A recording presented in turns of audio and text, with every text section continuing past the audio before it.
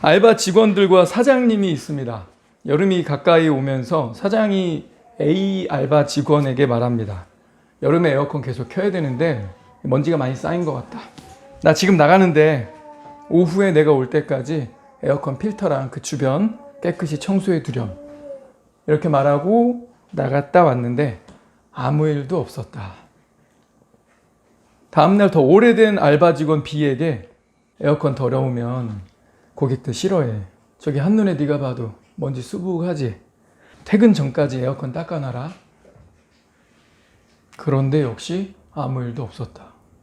다음날 가장 높은 직책의 매니저를 불러서 에어컨 상태가 시각적으로 딱 봐도 너무 불량하지 않냐? 요즘 오전에 손님도 없으니까 가만히 놀지 말고 알바 직원들 데리고 오늘 에어컨 청소 좀 해. 알겠지? 그러나 오늘도 아무 일 없었다. 이거 뭐예요? 알바 직원이나 매니저나 하나같이 주인의 말을 무시한 거죠.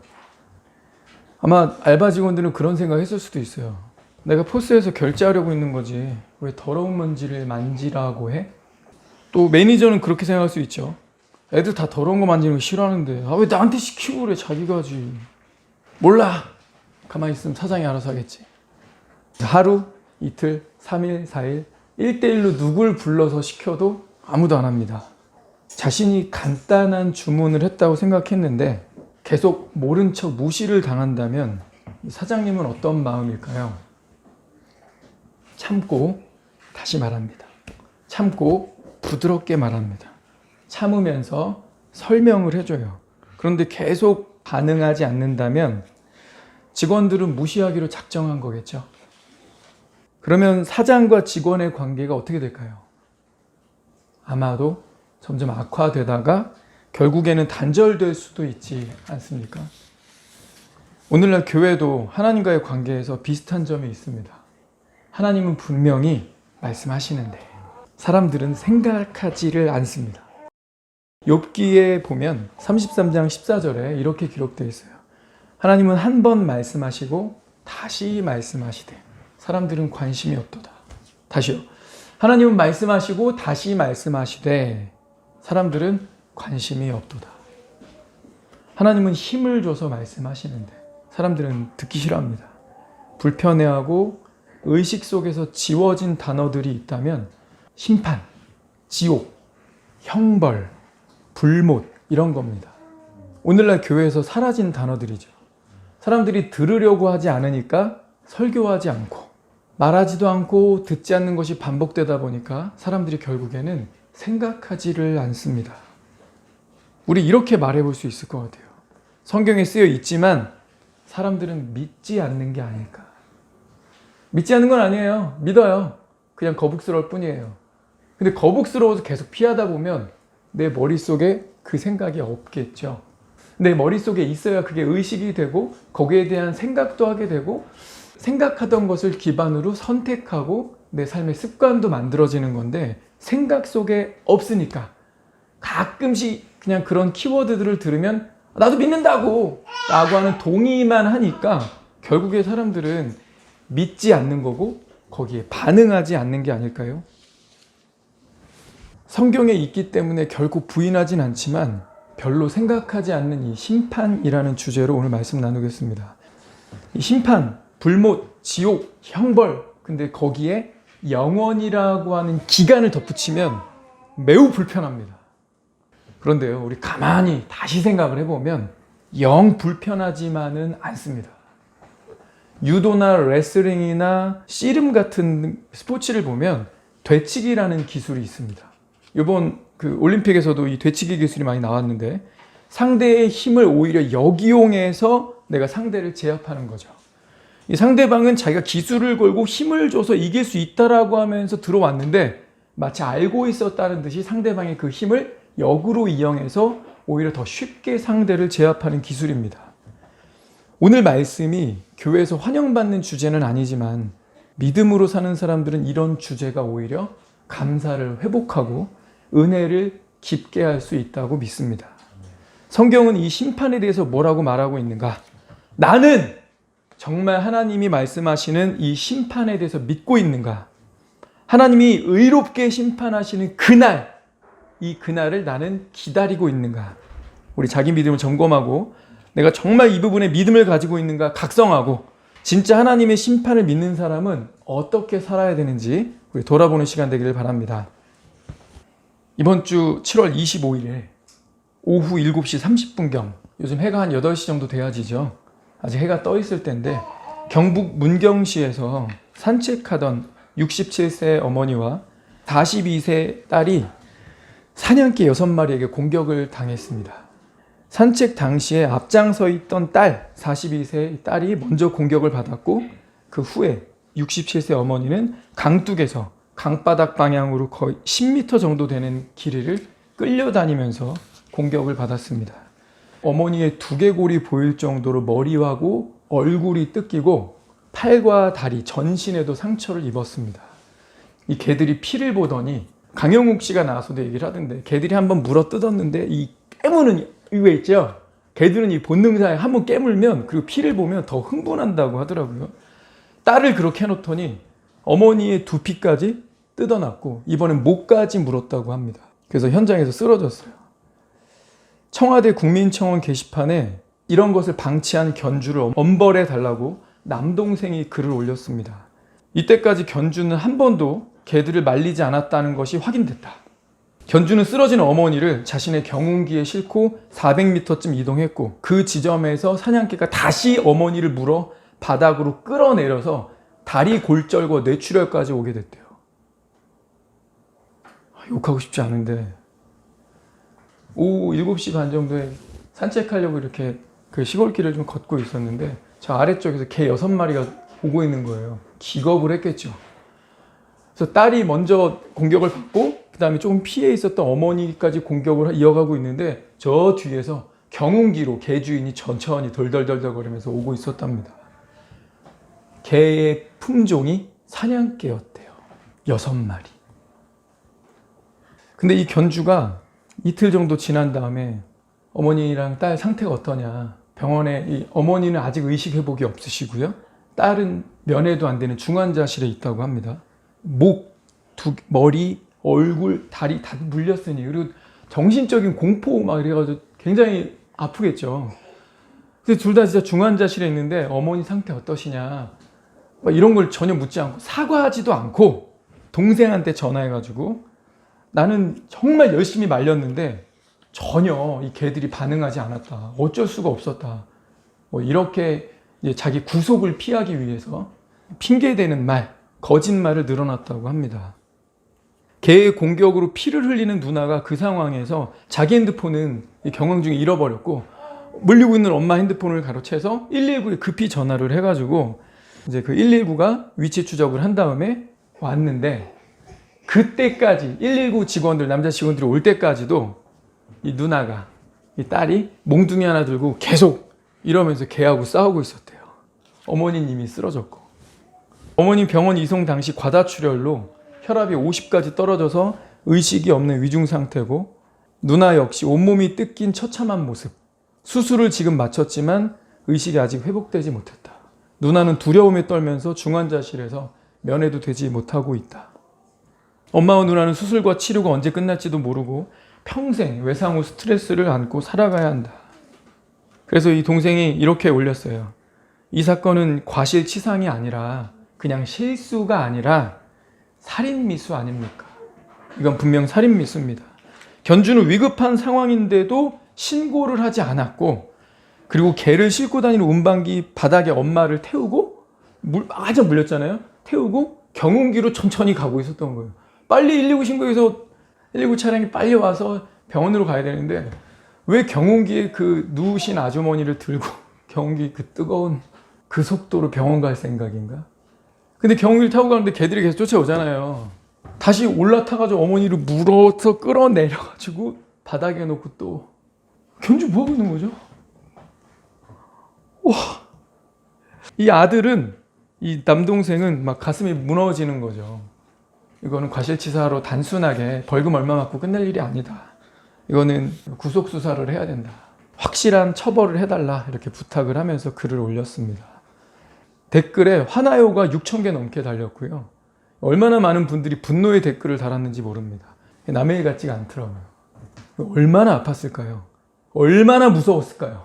생각만 해도 머리가 끝까지 화가 치밀어 오릅니다. 총이 손에 있었다면 주저함 없이 쐈겠죠. 별의별 막 분노의 상상들이 막 올라오더라고요. 그런데 문경시에서 어떻게 얘기했냐면 개 한 마리당 벌금 20만 원, 6마리니까 120만 원의 벌금을 물리고 뒤로 빠졌습니다. 경찰은 구속 여부는 말해줄 수 없다. 구속했으면 했다고 하겠죠. 구속을 안 할 거면 안 할 거라고 하겠지만 지금 여론이 안 좋아질 것 같은지 애매한 태도 있죠. 구속 여부는 말해줄 수 없다. 이런 소극적인 대처로 인해서 논란이 되고 있습니다. 사람들이 댓글이 그래요. 120만 원? 1억 2천만 원도 모자란다. 지금 장난하냐? 중환자실에 입원하고 얼굴과 목과 팔과 다리까지 다 물렸는데 과태료 고작 마리당 20만 원. 아이고 무서워. 칼로 상해하는 것과 짐승 6마리의 이빨로 상해하는 것 무엇이 더 두려울까? 이건 살인미수다. 주인에게 목줄을 해야 된다. 뭐 이런 거. 그리고 개는 반드시 안락사를 시켜야 된다. 뭐 이런 댓글들이 있었습니다. 우리는 죄에 상응하는 확실한 심판이 이루어지기를 고대하는 마음이 있습니다. 우리가 헐리우드 액션 영화들 보면서 주인공들에게 열광하는 어떤 본능적인 마음이 일어나는 이유는 그 영화들이 상정하는 악인들 때문에 그렇죠. 그 악인들의 모습을 보면 저렇게 어린아이를, 저렇게 연약한 여인을, 저렇게 수십 명의 사람을 아무렇지 않게 저렇게 하다니 누구 없나? 막 이런 마음이 막 올라오는데 거기서 어떤 주인공이 총알도 피해가는 이 주인공이, 칼도 피해가는 어떤 주인공이 그들을 막 응징하는 모습 보면 좀 시원하죠. 그 영화에 끌리는 이유가 우리의 그런 본성 아닐까요? 의인에게는 메달, 상급, 영광이 주어지고 죄인, 악인에게는 수치와 부끄러움과 그에 마땅한 처벌이 이루어지기를 우리는 바랍니다.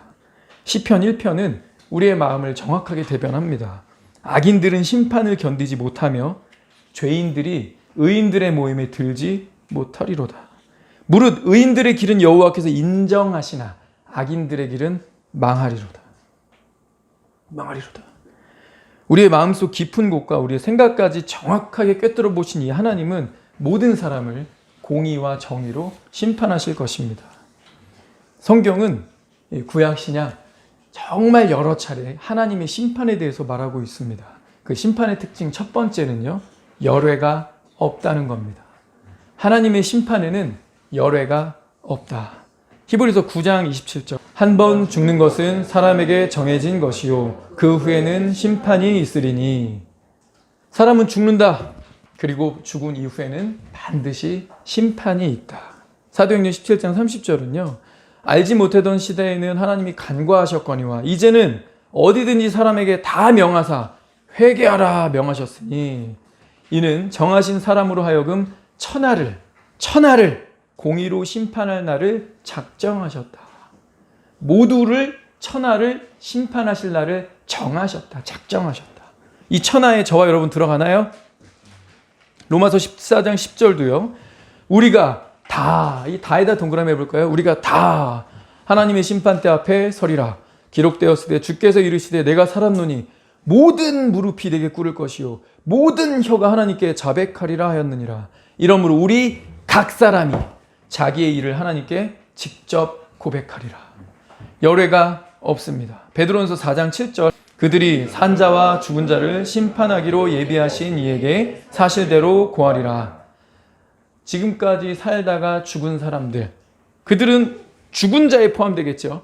현재 살아있는 78억의 인구는 산자에 포함될 겁니다. 역시 열외 없이 이 모두는 심판하기로 예비된 분에게 사실을 고백하게 될 겁니다. 숨겨도 소용없죠. 하나님 다 아시니까. 유다서 1장 14, 15절도요. 아담의 7대손 에녹이 이 사람들에 대하여도 예언하여 이르되 보라 주께서 그 수만의 거룩한 자와 함께 임하셨으니 주님이 수만의 거룩한 자들과 함께 내려오셨어요. 뭐 하려고요? 왜냐하면 모든 사람, 무사람을 심판하사 모든 경건하지 않은 자가 경건하지 않게 행한 모든 경건하지 않은 일과 또 경건하지 않은 죄인들이 주님을 이 주를 거슬러 한 모든 완악한 말로 말미암아 그들을 정죄하려 하려 하심이라 하였느니라. 모든 사람을 심판하사 열애가 없습니다. 하나님의 심판 두 번째 특징, 은밀한 것들이 드러난다입니다. 은밀한 것들이 드러난다. 전도서 12장 14절 하나님은 모든 행위와 모든 은밀한 일을 선악간에 심판하시리라. 우리 인간의 형법은 CCTV에 잡힌 것만, 블랙박스에 잡힌 것만 처벌할 수 있죠. 촬영이 안 됐으면, 녹취가 안 됐으면 이거 심판 못합니다. 걸리지 않으면 적법이다, 뭐 이런 말도 있지 않습니까? 그런데 하나님은 모든 겉으로 드러난 거 다 심판하시겠대요. 이 정도만 돼도 우리 인간 클래스랑 확실히 달라 보이는데 모든 은밀한 것까지도, 은밀한 건데 모두야. 와우, 확실히 하나님의 클래스죠. 모든 행위, 드러난 모든 행위, 드러나지 않은 숨어있는 모든 은밀한 것을 심판하시리라. 로마서 2장 16절 하나님이 예수 그리스도로 말미암아 사람들의 은밀한 것을 심판하시는 그날이라. 그날. 아까는 하나님이 예비하셨다, 하나님이 작정하셨다 이랬는데 계속해서 성경은 하나님이 정하신 그날이 있다. 만민을 앞에 세워놓고 각 사람 한 명 한 명을 심판하시는 날이 있다라고 말하고 있습니다. 예수님이 직접 또 말씀하셨어요. 누가복음 12장 1, 2절 예수께서 먼저 제자들에게 말씀하여 이르시되 바리새인들의 누룩 곧 외식을 주의하라.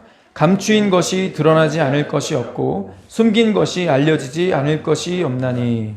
감추인 것, 숨긴 것 어떻게 된다? 다 드러난다. 바리새인들, 지금 시대로 치면 종교인이죠.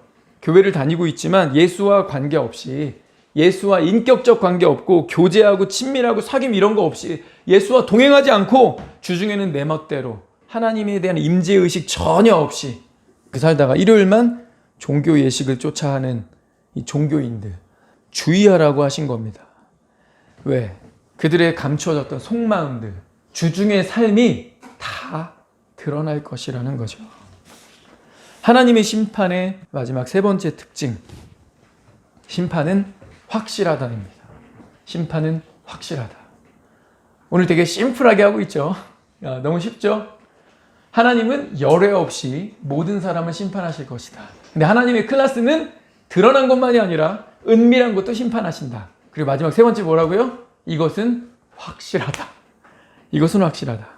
이 예언을 준 이 요한계시록이 심판에 대해서 반복해서 말하는데 그것은 하나님이 정하신 그날, 하나님이 작정하신 그날 어떤 모습이 이루어질 것인가 우리에게 그려주고 있습니다. 요한계시록 6장 10절에 큰 소리로 불러 이르되 거룩하고 참되신 대주제여 땅에 거하는 자들을 심판하여 우리의 피를 갚아주지 아니하시기를 어느 때까지 하시려 하나이까. 우리 피를 갚아주십시오. 언제가 그러실 겁니까? 우리 피요? 순교의 피겠죠. 억울함, 그저 예수를 믿는다는 이유 하나만으로 순교하고 고통을 받았던 자들, 그들의 그 억울함을 언제 신원하여 주실 겁니까? 언제 갚아주실 겁니까? 질문했고요. 야, 하나님 믿으면서 순교할 수도 있고 고통도 있고 그런 거지. 하나님 그렇게 반응하지 않으시고요. 14장 7절 가니까 그가 큰 음성으로 이르되 하나님을 두려워하며 그에게 영광을 돌리라. 이는 왜냐하면 그의 심판의 시간이 이르렀음이니 하늘과 땅과 바다와 물들의 근원을 만드신 이를 경배하라 하더라. 영광을 돌리라, 경배하라 해놓고서 그 가운데 샌드위치로 뭘 넣어놨어요? 심판의 날이 이르렀기 때문이다. 자, 그러니 오늘 우리가 이 심판이라는 조금 무거운 주제 혹은 조금 끌리지 않는 이 주제를 다루는 것이 하나님을 경배하는 것, 하나님께 영광 돌리는 것이랑 연결되어 있다는 거죠. 이런 말씀들을 보십시오. 하나님께 영광을 돌리라, 경배하라 해놓고 가운데다가 왜냐하면 하나님의 심판의 그날이 이르렀기 때문이다. 그래서 진짜 믿음, 참 믿음을 가진 사람들은 하나님의 심판의 그날을 오히려 기다립니다. 그리고 그 심판의 날을 묵상하면서 하나님께 감사를 회복합니다. 요한계시록 18장 20절 시작. 하늘과 성도들과 사도들과 선지자들아 그로 말미암아 즐거워하라. 하나님이 너희를 위하여 그에게 심판을 행하셨음이라 하더라. 예, 미래의 어느 날 하나님이 정하신 그날 심판이 이루어졌습니다. 그것을 우리에게 보여주었죠. 즐거워하라. 왜요? 하늘에 있는 성도들아, 땅에 있는 사도들, 선지자들, 하나님의 사람들아, 즐거워해라.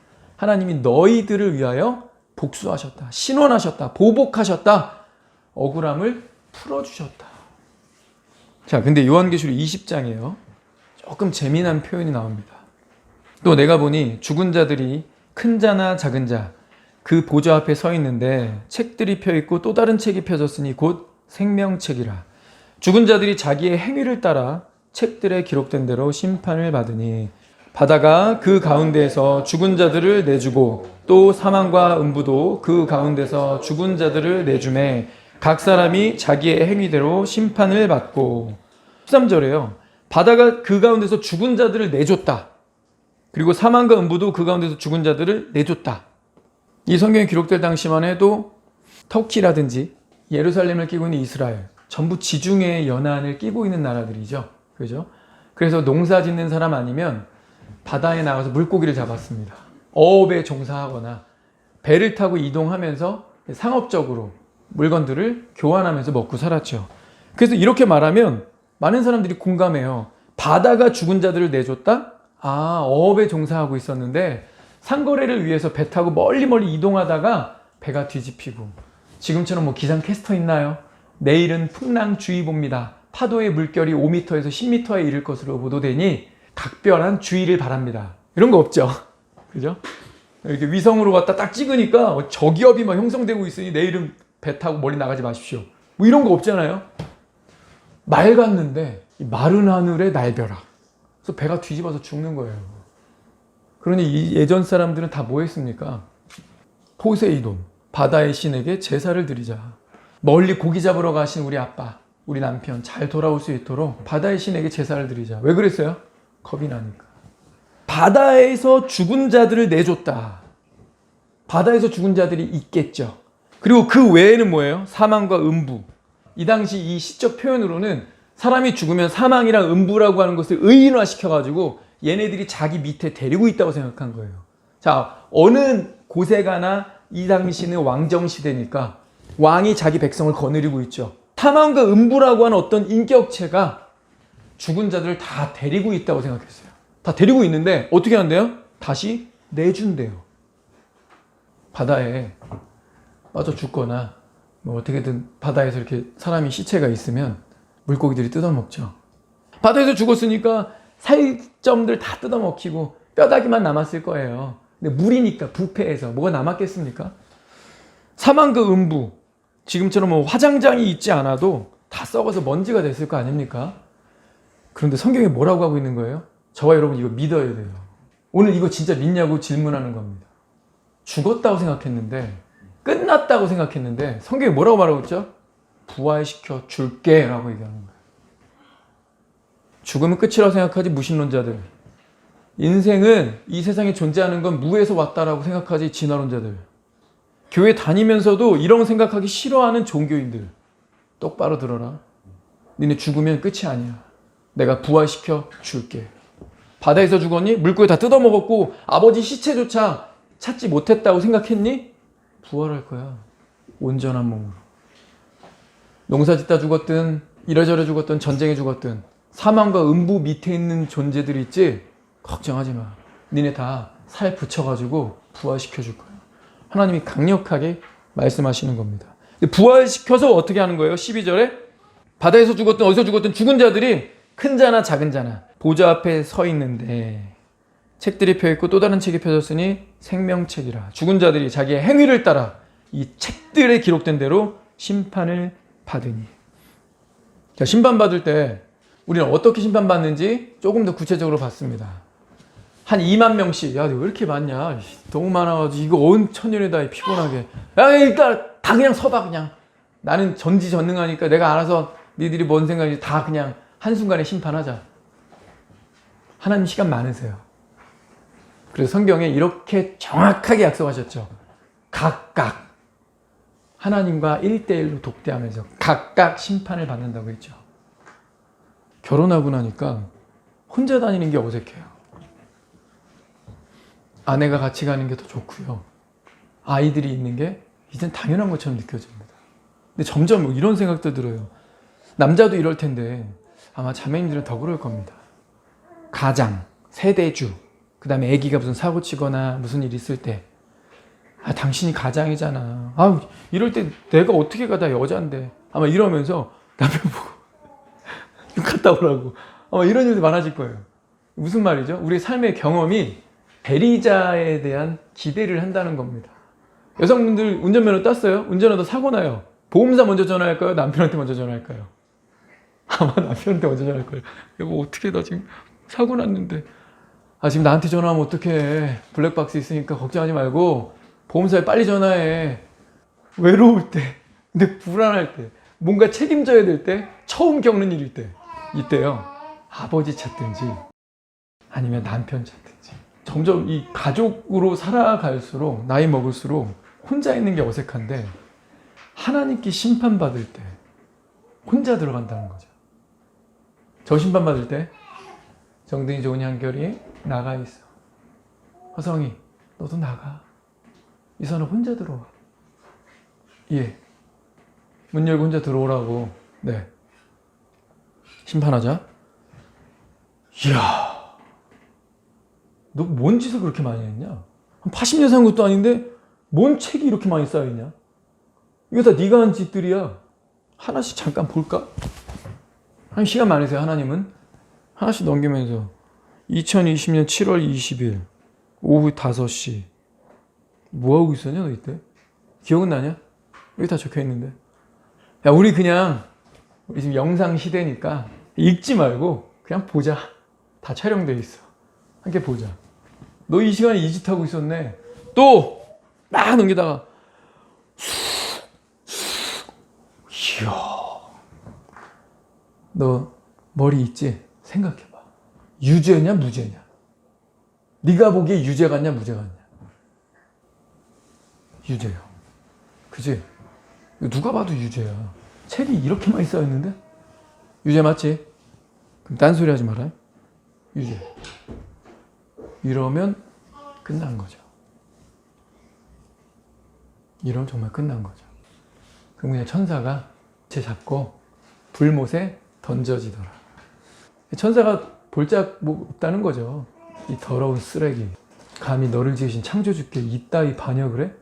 왜냐하면 천사들은 창조 이래로 마귀가 되지 않았다면 순도 100%의 온리 충성만 있는 존재들 아닙니까? 그들이 보기에 우리가 얼마나 역겹고 더러울까요? 책들이 이만큼 쌓여있는 거 보면서 야, 진짜 별것도 아닌 이 인간이 감히 만물의 창조주께 이따위 반역을 이렇게 많이 했다고? 너 유죄 맞지? 따라와. 탁 잡아서 불못에 던지지 않겠습니까? 오늘 요한계시록은 우리가 죽었다고 생각했지만, 끝났다고 생각했지만 우리의 몸을 입혀서 모든 사람을 다 부활시킨다고 했어요. 부활시킨 다음에 하나님을 1대1로 독대한다고 했습니다. 독대한 다음 뭐 한다고요? 책들이 쌓여있는데 하나하나 넘기면서, 하나님 시간 많으세요? 하나씩 넘기면서 유죄인지 무죄인지를 완벽하게 판결하실 겁니다. 예수님이 그래서 이렇게 말씀하신 거예요. 요한복음 5장 28절. 무덤 속에 있는 자가 다 그의 음성을 들을 때가 오나니 선한 일을 행한 자는 생명의 부활로, 악한 일을 행한 자는 심판의 부활로 나오리라. 부활은 공통분모네요. 맞습니까? 예. 심판의 부활이든지 생명의 부활이든지 있다는 거예요. 히브리서 10장 27절은 오직 무서운 마음으로 심판을 기다리는 것과 대적하는 자를, 누구한테 대적하는 거예요? 감히 하나님께 대적하며 살아왔던 자를 태울 맹렬한 불만이 있으리라. 심판받고 유죄 선고받아서 맹렬히 타는 불에 떨어질 그 사람들. 어떤 심정이라고 써 있는 거예요? 무서운 마음. 무섭겠죠. 감히 인간 나부랭이가 창조주 앞에 서서 심판받고 영원한 불못에 떨어지는데 어찌 무섭지 않겠습니까? 요한복음 5장 24절 봅시다. 내가 진실로 진실로 너희에게 이르노니 내 말을 듣고 또 나 보내신 이를 믿는 자는 영생을 얻었고 심판에 이르지 아니하나니 사망에서 생명으로 옮겼느니라. 모든 사람이 1대1로 들어가서 책들이 있기 때문에 이 책들로 심판하면 한 명도 열애 없이 모두 유죄죠. 맞죠? 의인은 없나니 하나도 없으며 선을 행하는 자가 없나니 하나도 없도다. 없어요. 아무도 없습니다. 모든 사람 죄인 맞습니다. 그러니 우리는 하나님께 유죄 선고를 받아야 돼요. 지극히 합당합니다. 그런데 사는 자들이 있다는 거죠. 심판을 묵상하고 생각할수록 그 되치기, 뒤집기가 가능하기 때문에 마음의 기쁨과 은혜가 넘치는 거예요. 어떻게 뒤집기가 되는 거예요? 이 위로의 말씀을 보십시오. 예수 그리스도를 말씀을 듣고 그분을 믿는 자는 영생을 얻었고 심판에 이르지 아니하나니 사망에서 생명으로 옮겼느니라. 하나님이 칭의하신 자들, 그들은 이미 옮겨진 거라는 거예요. 그럼 우리가 이렇게 상상해 볼 수 있죠. 우린 죽었든 살았든 하나님의 심판대 앞에 설 거고 1대1로 그분을 독대할 거고 그분은 쌓여있는 책들을 통해서 내게 유죄 판결을 선고하실 겁니다. 그리고 그 유죄 판결을 듣고 천사가 이글이글대는 눈으로 나를 잡아채서 불못에 던지려고 하겠죠. 이때 이 말씀 요한복음 5장 24절이 되치기죠. 그러면 얼마나 기쁩니까? 얼마나 기쁜 말씀입니까? 예수님이 직접 말하시는 거잖아요. 이때 예수님이 쉴드 쳐주는 사람들이 있다. 정말 위로죠. 정말 아멘이고 기쁨 아닙니까? 갑자기 예수님이 문 열고 들어오는 거야. 지금 누구 들어가니? 저기. 천사들이 저 선악이 들어갔는데요. 그래? 문을 헐레벌떡 열고 뛰어들어오시는 거죠. 유죄 선고나면 큰일 나는데 하나님 말 번복하지 않으시잖아요. 유죄 선고나기 직전에 어떻게 하시는 거예요? 예수님이 들어오셔서 아버지 하나님, 얘 내 아들입니다. 한 사람 한 사람한테 똑같이 말씀하실 거예요. 제 손에 못자국, 제 옆구리에 창자국, 제 발에 못자국을 보십시오. 내가 얘 구원하려고, 얘 살려고 죽은 거 아닙니까? 라고 말하면서 아버지 하나님께 신원하는 거예요. 아버지 하나님, 얘 무죄예요. 제가 대가를 다 치르지 않았습니까? 라고 말씀하시는 사람들이 있다는 거예요. 진정한 인생 되치기죠. 오직 무서운 마음으로 심판을 기다리고 있었는데 너무 많이 쌓여 있어서 근데 아들 예수가 그 순간 들어오셔서 가드를 쳐주신다. 사망에서 생명으로 옮겼느니라. 그래서 뭐 한다고요? 심판에 이르지 아니하나니. 이 심판은 이 문맥상 결과 선포입니다. 유죄라는 심판에 이르지 않는다. 전도서 12장 13절 읽겠습니다. 이래 결국을 다 들었으니 하나님을 경외하고 그의 명령들을 지킬지어다. 이것이 모든 사람의 본분이니라. 아멘. 이래 결국 우리 다 들었죠. 우린 심판을 받게 되고 우리가 만약 구원받은 사람이라서 예수님이 그 순간 들어오셔서 유죄 선고를 막아주신다면 그 사람들 어떻게 하라는 거예요? 그 사람들 어떻게 살아야 된다는 거예요? 한 번 구원은 영원한 구원이니까 난 옛날에 구원 간증했으니까 난 천국 가. 내가 교회를 얼마나 다녔는데 이러면서 내 맘대로 살 수 있다 없다? 없다. 복음을 알고 있는 사람, 복음을 정말 자신의 개인의 믿음으로 받아들이는 사람 어떻게 살아야 된다? 이래 결국을 다 들은 거니까 하나님을 경외하고 그의 말씀, 그의 명령을 지킬지어다. 곧 거룩함입니다. 거룩함입니다. 베드로전서 4장 1절에서 5절 보겠습니다. 그리스도께서 이미 육체의 고난을 받으셨으니 너희도 같은 마음으로 갑옷을 삼으라. 이는 육체의 고난을 받은 자는 죄를 그쳤음이니 그 후로는 다시 사람의 정욕을 따르지 않고 하나님의 뜻을 따라 육체의 남은 때를 살게 하려 함이라. 너희가 음란과 정욕과 술취함과 방탕과 향락과 무법한 우상숭배를 하여 이방인의 뜻을 따라 행한 것은 지나간 때로 족하도다. 이러므로 너희가 그들과 함께 그런 극한 방탕에 다름질하지 아니하는 것을 그들이 이상히 여겨 비방하나 그들이 산자와 죽은 자를 심판하기로 예비하신 이에게 사실대로 고하리라. 이방인들이 내 주변에 있는 사람들이 야, 너 왜 그렇게 살아? 음란, 정욕, 술 취한, 방탕, 향락, 무법한 우상 숭배. 정말 많은 짓을 한 거죠. 사람의 정욕을 따라 우리가 그렇게 살았다는 겁니다. 근데 그걸 뭐라고 일가라는 거예요? 지나간 때로 족하도다. 과거의 모든 죄 내가 지고 가마. 그런데 이제부터는 네가 복음을 듣고 복음을 믿었고 깨달았다면, 네가 내 새끼 맞으면 어떻게 해요? 그건 다 지나간 거다. 이제 어떻게 살아야 되는 거죠? 거룩하게 사는 거예요. 너희도 같은 마음으로 갑옷을 삼으라. 그리스도의 고난, 그걸 내 갑옷으로 삼으라. 사람의 정욕 따르지 말고 이제 어떻게 살라? 하나님의 뜻을 따라 거룩하게, 하나님의 뜻을 따라 거룩하게 육체의 남은 때를 살게 하려 함이라. 주님이 언제 우리 휴거로 데려가실지 몰라요. 근데 우리가 그때까지 어떻게 산다? 하나님의 뜻을 따라 살자. 일의 결국을 다 들은, 복음에 대해서 이해하고 깨달은 우리들이 해야 될 바 뭡니까? 하나님의 심판이 있는데 이걸 진짜 믿는 자들은 경건함과 거룩함으로 하나님의 뜻을 쫓아 살아간다.